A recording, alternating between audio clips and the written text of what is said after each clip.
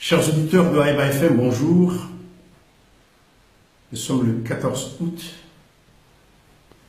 La situation est inquiétante. Il y a comme une psychose dans le pays. Chaque jour qui passe, on apprend qu'un tel a été interpellé, arrêté. On apprend aussi de fausses rumeurs, des gens qui seraient arrêtés alors que ça n'est pas vrai. Ce qui montre que le pays est dans un climat d'inquiétude, de division. Jusqu'à présent, le pouvoir semble gagner avec la complicité d'une certaine classe politique. Gagner en quoi? Gagner à faire que tout se concentre sur un débat politicien de « j'ai confiance en toi », il n'a pas confiance en lui, lui il a fait ceci, et non pas des questions de droit et de gouvernance.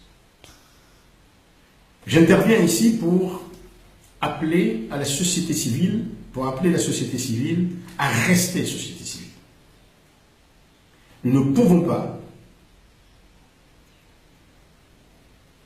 avancer dans la promotion du droit de la bonne gouvernance si la société civile devient une sorte de groupement mi-politicien ou partisan.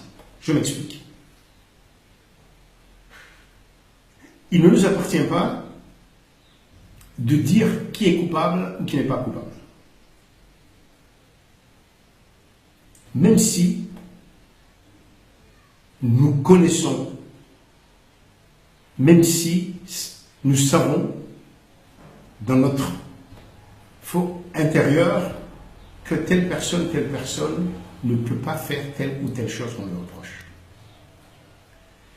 Nous aiderons la société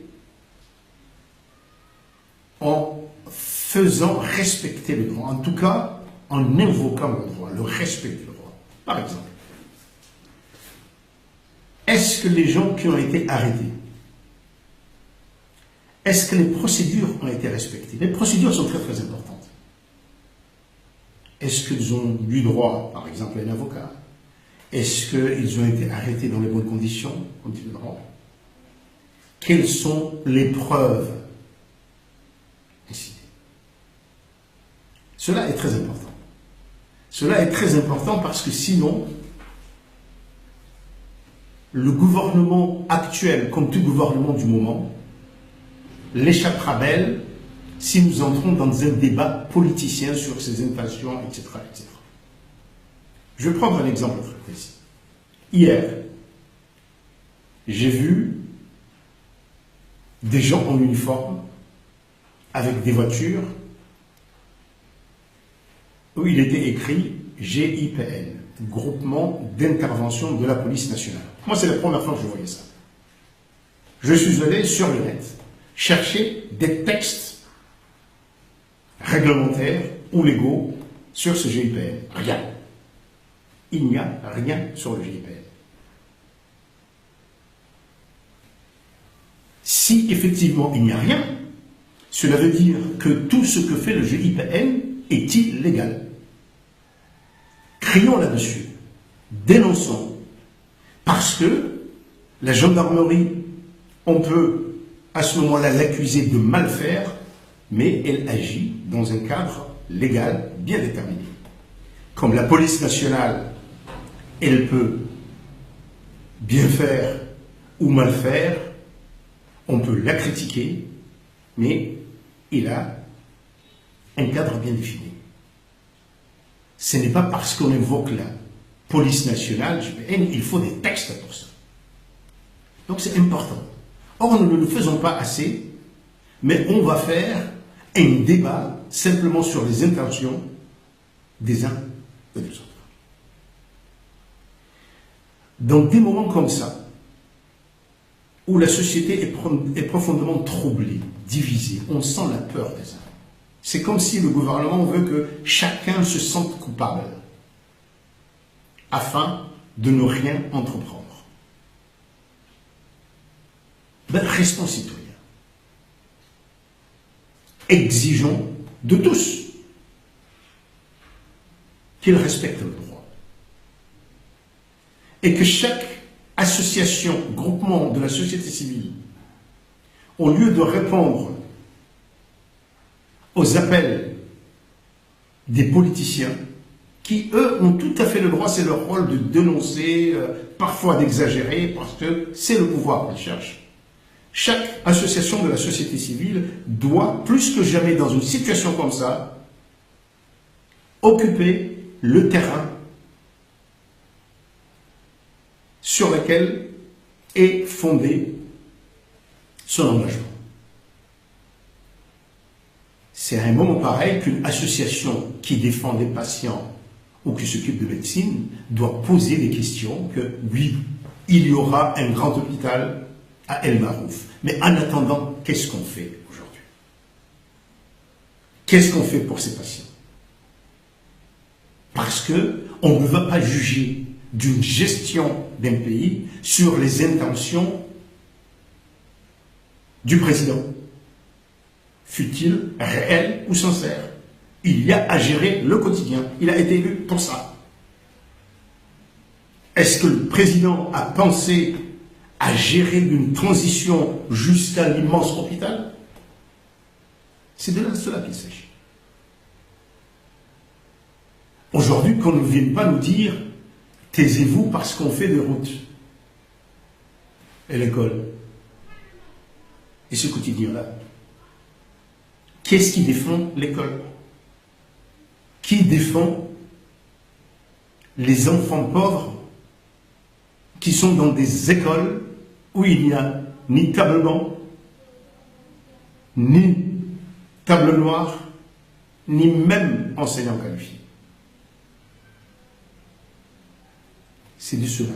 Il faut que ce quotidien-là, il faut que la vie de tous les jours, il faut que les engagements pris par ceux qui ont demandé à ce que nous leur donnions confiance pour gérer le quotidien et préparer l'avenir, mais gérer le quotidien et préparer l'avenir, que ces choses-là soient dans notre débat à nous, citoyens. Sans ça, nous nous disqualifierons. Parce que il n'y a rien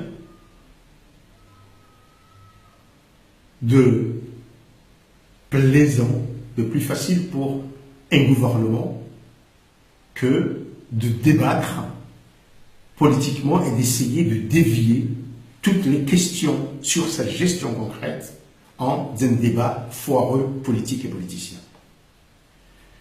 Je reviens pour dire clairement à ceux qui aujourd'hui défendent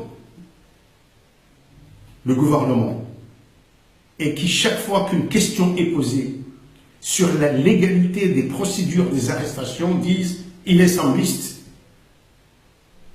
il est chiite, il est quoi ?» Mais qu'est-ce que ça a à foutre l'état de ça? Ceux qui ont été sambistes sont au pouvoir à Bethsaida. Ceux qui ont bénéficié de Sambi sont au pouvoir à Bethsaida. Mais Sambi, jusqu'à preuve du contraire, est un citoyen comorien. Pour nous, la société civile, on s'en fout de ce qu'a passé Sambi, du passé de Sambi. Sambi, s'il doit être arrêté, s'il doit être privé de liberté, cela doit être en fonction, dans le respect de la loi et de la réglementation actuelle. Un point de fait. Un criminel qui aurait tué une trentaine de personnes doit être jugé en fonction de loi. On ne dit pas simplement, alors on peut peut-être le surveiller un peu plus, on peut le mettre dans une cellule, mais cela en respectant le droit. Donc, chers amis, chers camarades de la société civile, la situation, le pays est dans une situation trop dangereuse. La seule manière pour la société civile de contribuer peut-être pas l'apaisement, mais de faire en sorte qu'il y ait des références pour tout le monde, c'est de défendre le droit, c'est de défendre la loi, c'est de crier et d'appeler chacun, le juge, le procureur, la police, les administrations, que ce qui nous unit dans l'État, ce n'est pas la religion. Il y a des gens ici qui ont le droit d'être tout à fait sunnis, chiites, catholiques, etc. Ce sont les textes écrits sur lesquels se base l'État et son fonctionnement. Bon courage à tous, à demain.